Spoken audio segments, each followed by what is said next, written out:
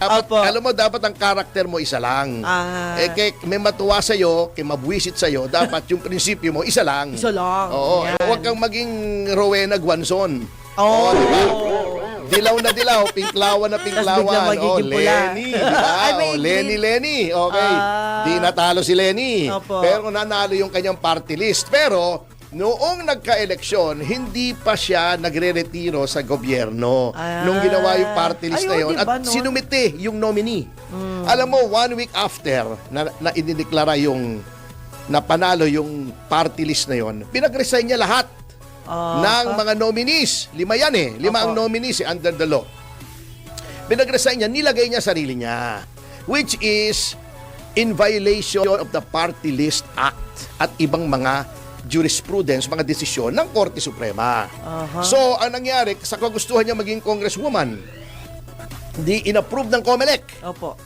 Umakyat po kami ni Chairman Ronald Cardema na siyang pinuno rin ng Duterte Youth Party List sa Korte Suprema para questionin.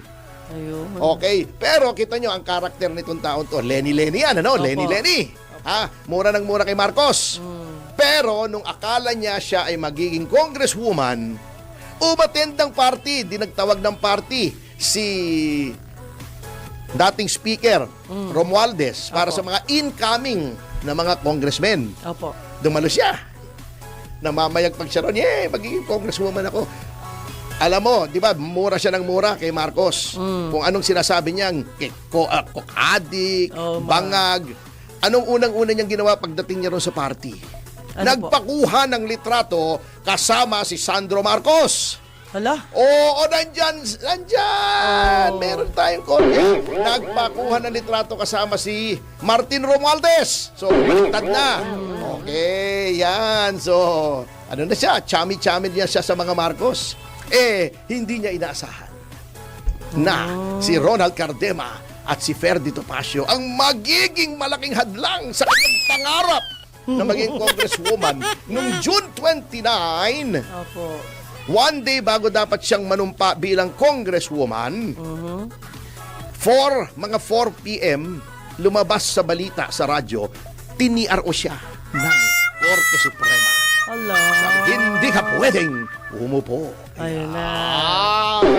Hindi ka mote, galit na galit siya. Nagpalabas siya ng pahayag na wala nang jurisdiksyon ng Korte Suprema, bla bla bla, nakasumpa na ako, etc. etc. Sabi ng Korte Suprema, gano'n ha, bakit mo kami binabastos? Paliwanag mo. Give us a reason, show cause why you should not be sanctioned. Okay. Kung bakit hindi ka dapat parusahan. Pinangungunahan mo kami. Yan ang sinasabi kong pinangungunahan ang Korte Suprema. Kabastusan po yung kalakastanganan sa kataas-taasang hukuman. Di nag-hearing. Opo. Pag-hearing, talo siya. Sabi ng Korte Suprema, yung pagka-substitute mo na nominee ay illegal. Hala. And therefore, walang visa. Ayun. 2025 ka na lang. Okay.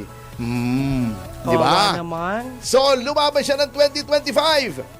Nung lumaban siya ng 2025, anti-Duterte siya. Natatandaan nyo, 2016, eto may video akong nahanap. Sinasabihan niya si Tatay Digong, uy ikaw, sira ulo mo, magpa-examine ka ng utak. Talaga? Oo, ito, may video ko ngayon. Ito, nandito sa cellphone ko, huwag niyang itatanggi. Okay. Sabi ni Pangulong Duterte, ikaw rin, magpa-check up ka. Mas luluko ka eh. Oo, parang gano'n, ano? Oo. Anti-Duterte pa rin siya noon. At bigla siya naging anti-Marcos. Ala. Yun ang kung ano sinasabi niya sa confidential funds ni Sara. 2025, sinisiraan pa niya. Pati si Robin Padilla, sinisiraan niya. Tinawag niyang low IQ. Oo. Ano pa rin siya? Kalaban pa rin siya ng mga Duterte. Ano nangyari ng 2025? Akala niya kasi mapapanalo siya ng boto ng mga dilawan at mga pinklawan. Yan. Ano nangyari? Olats. Lipat na naman. Olats. Talo. Okay. Then nakita niya na yung mga dating kasama niyang anti-Marcos, Ala. Marcos na lahat. Sina De Lima, di ba? Sumali na. Nakipag-gano na yung Makabayad Block. Di ba? Lumipat na naman. Wala na siyang kasama. Naku, at hindi na popular si Marcos. noong 2025. Anong ginawa? Wow, sip-sip kay Sara. Pinakamagaling na tao Latest si naman Sara. yan. Yung tinawag niyang Fiona, magnanakaw, hindi Disney princess. Inintriga pa niya na yung Commonwealth daw ay sinarhan yung kalahati para makadaan si Sara, who was then mayor. Hindi naman totoo. Kung ano noon sinabi niya kay Pangulong Digong. Opo. Wala na. Iba na ang ihip ng hangin para sa kanya. Okay, yan ang mabigat. Oh. Dahil popular si Sara Duterte. Oh.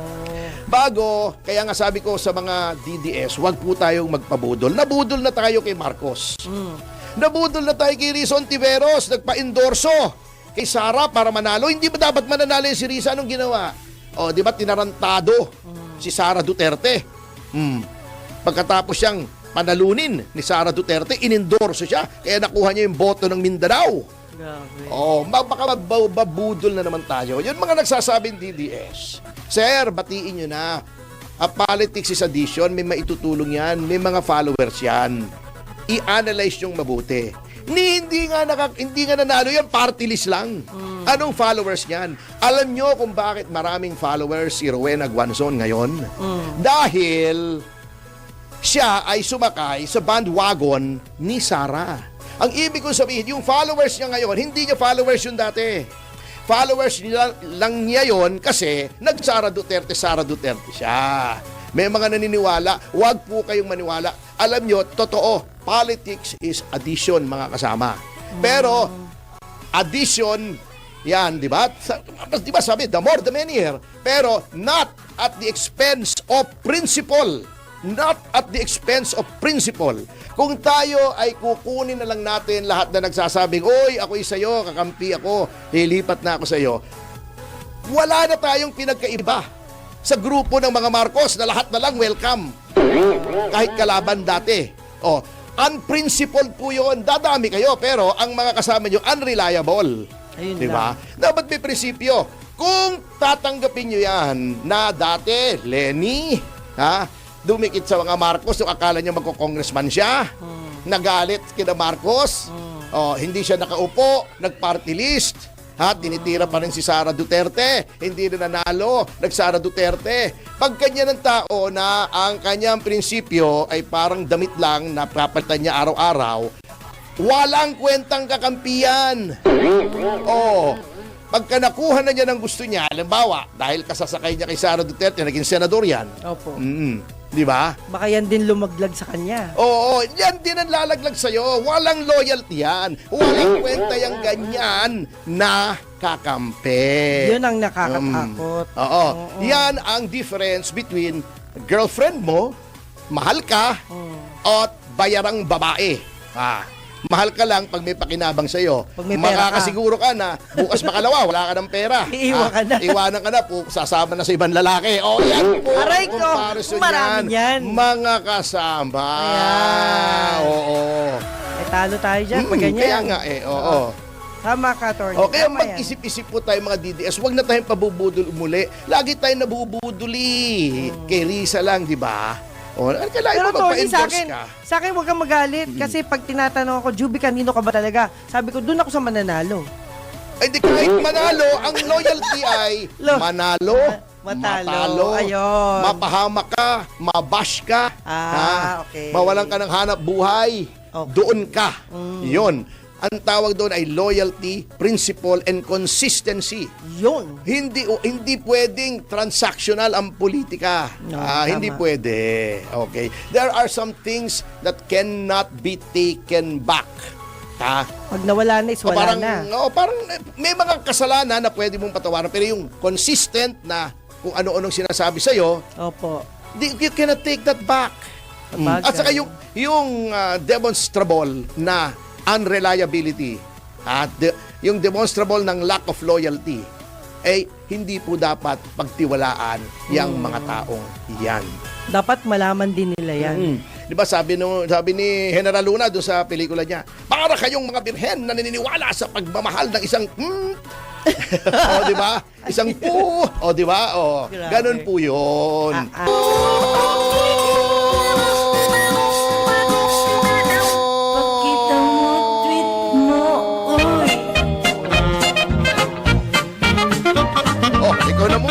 biglang bumagsak. Oy, sir, wala na problema sa gas, kaya hindi pwedeng dapat, oh! Yan. Kasi tuloy-tuloy yung gas natin, kaya walang problema. Pagbati po, pinapaabot natin. Wag lang gas pain. Opo. Tutot yun eh. Wag po. Of course, kay Boss RMC ng Guagua, Pampanga, Josephine Salvador. Tsaka po yung kanyang kaagapay lagi yata. Ay, advance happy birthday Opo. kay Josephine Salvador. Advance nga eh. Ako Ikaw yung naman, may birthday, sir. Hindi advance siya. nga. Sige na nga. Advance. Para next year. Advance. Sige na nga po. Hindi, di ba 27? 24? Opo. Oo. Ayun nga. O, di Ako yung- advance. Advance? Ay, ikaw ba? Ako yung may birthday. Akala ko si Josephine Siya Salvador. po yung magbo-blow out. Sa Diamond. oo. Okay. Tapos po, si Governor Lilia Nanay Pineda daw ay babatiin daw natin kasi lagi daw nanonood Uy, sa siyempre, atin. si nanay. Oh. Alam mo, may malaking utang na loob ako dyan. Okay. Kay Gob at saka dun Apo. sa anak niya. Vice Gov Dennis. Oo. Di ba? Kasi, Okay. nung kaming sinushoot yung Mama Sapano, Opo. yung entry namin sa MMFF, Okay. walang gustong pumayag. Kaya kailangan building. Okay. Kasi ayaw magpa-shoot ng krame. Siyempre, ano noon eh, COVID, quarantine. Yes. Opo. Wala kami mapuntahan. Opo. At dalawa lang ang pumayag. At in fairness, pumayag si then Governor John Vic Remulla sa Kapitolyo ng Cavite. That time. Pumayag din si Nanay Lilia. Nanay Oo, Lilia. kaso mo, nung in-inspect namin, mas maganda yung, atin-atin lang, Opo. mas maganda yung Kapitolyo ng Pampanga sa San Fernando. Grabe Kaya yun ang pinili namin na mag-shooting ng Mama Sapano. Oh, thank you. Thank you ulit, Nay, ha? Kung Opo. hindi dahil sa inyo, hindi nagawa yung Mama Sapano na nakaumani ng 12 tropeyo Wow. para sa sining. Kaya po kasi attorney. Anong yabo? Hindi po kaya po. Sabi. Yung si Nanay Pineda pala ay may arugang nanay, tuwan-tuwa ang mga OFW. Kaya pala, mainit dito sa studio. Hindi? Mainit mainit, Vic. Mainit Palagi. Mawisan ako Bumubula yung singit ko Aray ko. Okay. Tapos attorney, hello din kay Veronica Lim, kay JJ and staff. Yan. Hoy. Of course, yung sir, gusto ko lang pasalamatan po ang Net25 family, si Bel Surara and company, pati po yung mga kaganapan nung Saturday, Nelson Santos, siya po ang namahala. Oo. Sa 5 dyaryo po inilabas niya yung event. Kasi wala kayo Tapos congratulations daw. Ganyan naman kayo Ayan, congratulations daw. Hinanakit, ano? Hindi po. Attorney, congratulations po sa lahat ng graduates ng 2026. Dahil po Ayan. yan sa natutuwa naman daw sila. Rolly So, happy birthday din. INC family din, kinakamusta din natin. Hi! Hi. Rosemary Custodio, ang Vice President. Dati siya ang President, ngayon Vice siya ng CREBA, Director and Officers 2026 to 2028. Ano yan, yung mga real estate brokers, Yes di po, ba? yes sir, tama. At saka Ito ang masasabi natin dyan sa mga grupong yan. Opo. 1, 2, 3, Kreba! Ayos Kreba. Oo. Kaibigan. Ulit. 1, 1, 2, 3, Kreba! Woo! Ayos siya. Oh, yeah. Pero mainit pa rin, mainit. Ayan. Mainit! Ayan, kay Kapitan Rolly Durana, Orlando Marquez, si Calando ang may friend dyan Tapos, Nagtitipid ba ng kuryente itong dito mo? hindi naman. Nag-iinit lang kasi kayo, attorney. Mainit talaga, mainit! Okay, ang Kreba daw para sa kalaman na iba ay Chamber of Real Estate Yun. Builders Association. O yung pinsan ko si Julius Topacio, naging pangulo niyan.